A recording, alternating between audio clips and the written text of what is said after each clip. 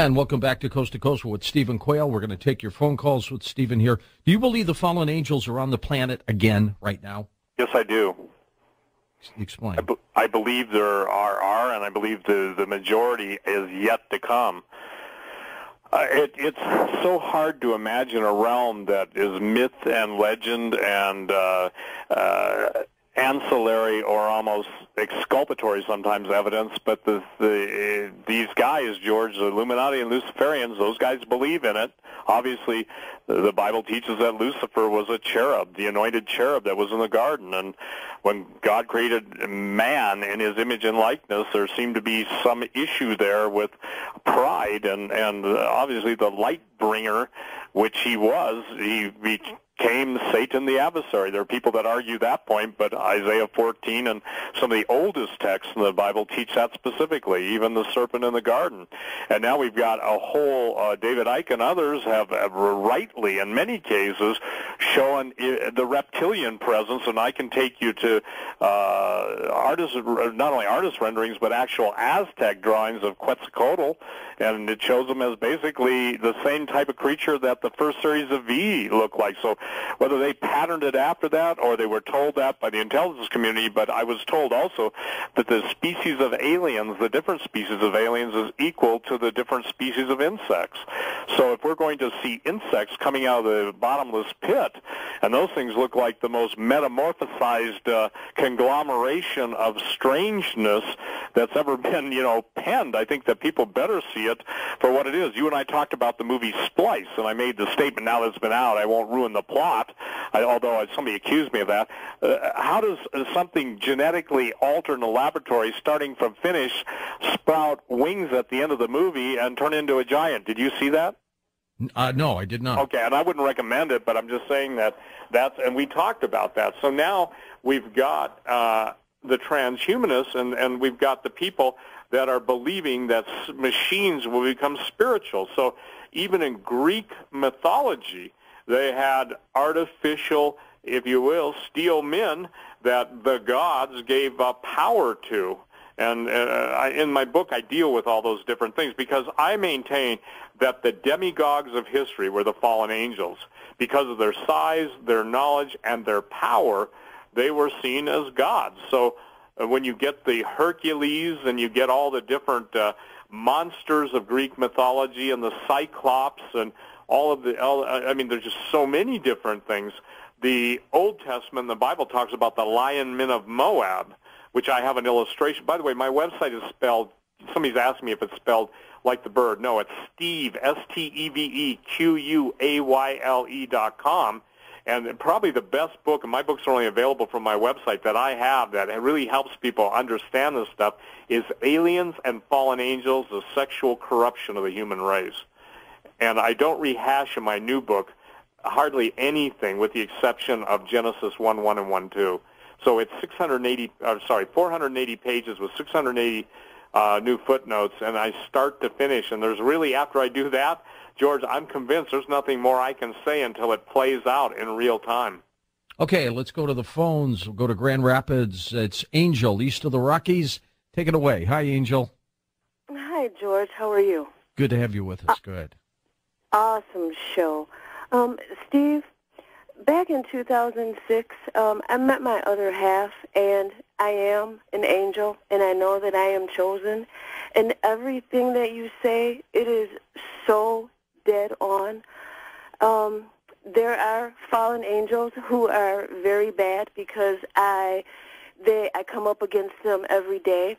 But what I need to know, with all of the weather manipulation and all of the earthquakes and everything that's happening, now with me living in Michigan, being surrounded by the Great Lakes, the new Magic Fault Line, what do I need to do? What do you see? Well, first of all, everybody has to prepare to the best of their ability. Now, I don't know exactly where you're at, but I would suggest you get that Navy map that I'm talking about. As a matter of fact, I'll post it. I'll have my webmaster, Holly Dale, post that tomorrow so everyone can see the map I'm talking about. the thing that you've got to do ultimately is at the first sign of what are called long period episodic quakes. They're different than harmonic tremors. A long period episodic quake would be earthquakes on the level of 4, 5, 5, 5, just happening and continuing on day after day after day. That will be the warning sign that the thing is going to go off. And obviously we had some intermittent episodic quakes along the New Madrid, but I can't tell you what to do. I wish I knew, but I'm in the same boat you are. I say, I have to seek God and ask Him for His direction. I can't give people individual direction because I don't know. But what I can tell people is probably one of the most important things to do is Standeo has been on Coast to Coast with George in the last couple of weeks. His wife, Holly, writes the best preparedness manual that's ever been written, in my opinion. And I used to publish my own, so I'm saying something by saying that. The thing is that it's called Dare to Prepare. It's probably the best foundational beginning to tell you all the things you have to even consider, including relocation. Okay, Angel, thanks. Let's go to Joey in Las Vegas, Nevada. Hey, Joey, welcome to the show. Good morning, gentlemen. I have a question for you, Steve. Are you familiar with end-time wealth transfer? I'm familiar with what the television evangelists call that, but go ahead. Yes, I am. If that's what you're talking about, that's how I relate to that. Okay, I'm talking about global settlements, prosperity packages, things that are supposed to be released in regards to the Iraqi dinar. So I will tell you this. You can Google Iraqi dinar or dinar. I think that's how they pronounce it, and you'll see that the people that have investigated it are calling it a fraud. Well, I have probably talked to 20 people who have called me on that, and I can only tell you this, that if you'll Google it, I think you'll find your answer to it. I don't personally believe it's legitimate. The fact that we control Iraq, meaning the United States at this point, and whatever point they bring on the Bancor or a new form of currency, and by the way, I'm being told by the insiders that the United States will have a two-tier currency, one that will trade only within this country and only good in this country, and it won't do you any good outside the country. And then there will be a global currency backed by a basket of commodities that everyone will trade. So we're in this country as the United States of America, and I would call it, and truthfully now, the disunited states of what once was America. I don't believe the Iraqi dinar is even worth putting any money into. Okay, gotcha. That's fine. I can appreciate that. But what about these global settlements, prosperity packages, things that are supposed to be released to the American people, which was stopped during 9/11? That's one of the reasons 9/11 did happen. I'm familiar with that, but I would say this. The two biggest ruling families behind the New World Order, the Rothschilds and Rockefellers, will never allow that to happen. Why not, Stephen? Well, they're not your friend. Listen, Jesus said the love of money is the root of all evil. The control of money is the control of all evil. These guys are not the tooth fairies, okay? They are not. They're in the process of stripping the American middle class. There's 44 million people, close to 44 million people, on food stamps. The homes have gone into foreclosure on a level that isn't even honest because banks are keeping them off the books. And you've got the problem, simply this, there are no jobs in America because all of our manufacturing capability has been moved offshore. So the point is that, I believe it's a pipe dream, but I don't personally believe it will happen. All right, Peggy in Derby, Kansas, it's your turn. Hi, Peggy. Well, gentlemen, for 30 years, I have received every month, on the 3rd of the month, a check in the mail. The 3rd of this month, I opened it up, and inside there was a statement telling me that on 2013, there would no longer be mail delivery of Social Security checks. You have to open a bank account if you want to receive your money. So the government took away my free choice of what I want, and I do not believe in banks because I lived when Roosevelt froze the banks of, a bank holiday for 3 years.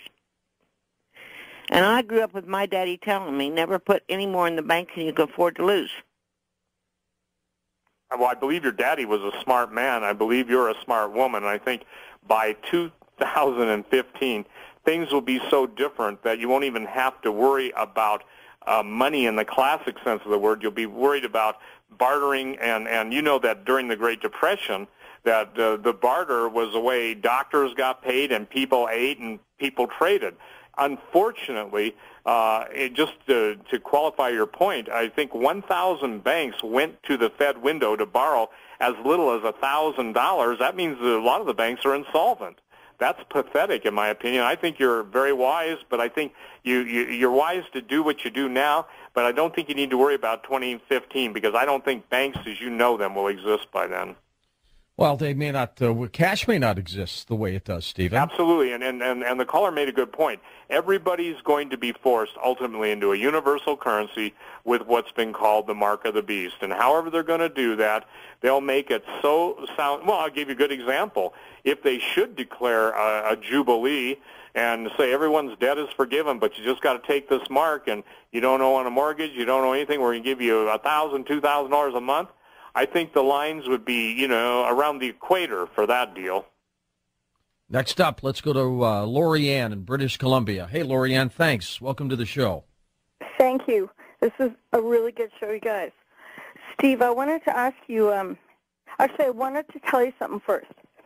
4 years ago, I was standing outside of a hospital. My daughter just had my grandson, and I was on my cell phone talking to her father. And when I got off the phone, this woman comes right over to me, and she goes, "That is the root of evil." She said, what is the root of evil? The cell phone, technology. Well, let me say this. I would disagree with her. I would say that's the fruit of evil. As you probably know, cell phones can be tracked and Exactly, yes. And so, but I wouldn't call it the root of evil. The root of evil is the ultimate rebellion behind those who yield to that rebellion and then control those by the technology that issues from the rebellion. So I would think her statement would have been more correct to say it's the fruit and not the root. Right. If that helps you any. It does. I have one more question. Earlier on, you said the names Gog and Magog. Yes, ma'am. What does that